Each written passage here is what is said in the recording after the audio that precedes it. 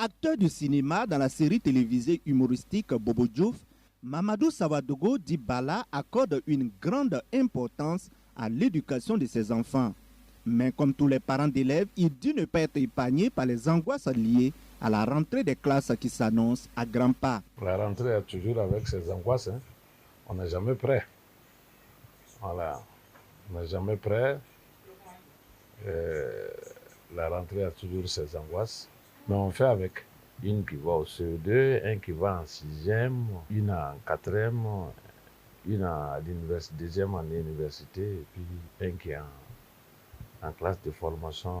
Dans un contexte socio-économique difficile dû en grande partie à la situation sécuritaire du pays, la rentrée scolaire 2024-2025 s'annonce difficile pour Mahamadi Sawadogo. Malgré tout, il s'engage à assurer, dit-il, la scolarité de ses 5 enfants avant le début officiel des cours. C'est toujours difficile, mais cette année, bon, par rapport à l'année passée, je dirais que c'est encore difficile. Celui qui va en 6e, on sait aussi ce qu'il faut, mais les autres, bon, il faut qu'on attend, quoi. Voilà. Qu'on nous amène à la liste des fournitures, qu'on puisse voir ce qu'on doit payer. Déplacée interne, Fatoumata Ouedraogo est veuve et mère de 5 enfants. Pour manque de moyens, ces enfants qui ont abandonné l'école classique l'année dernière ne pourront pas y aller encore cette année. Le jour où il n'y a pas d'activité à l'usine où je travaille, je cherche de petits contrats pour avoir au moins 1000 francs afin d'assurer la popote. Vous pensez qu'avec les 1000 francs, je peux continuer à scolariser mes enfants? Comme je ne voulais pas qu'ils restent à la maison sans rien faire, j'ai inscrit les tout petits à l'école coranique. Les 2 autres qui étaient au collège ont dû abandonner pour des activités de manœuvre. Même la scolarité coranique qui coûte 2000 francs par enfant, je n'arrive plus à payer. Donc, ils vont rester encore cette année à la maison.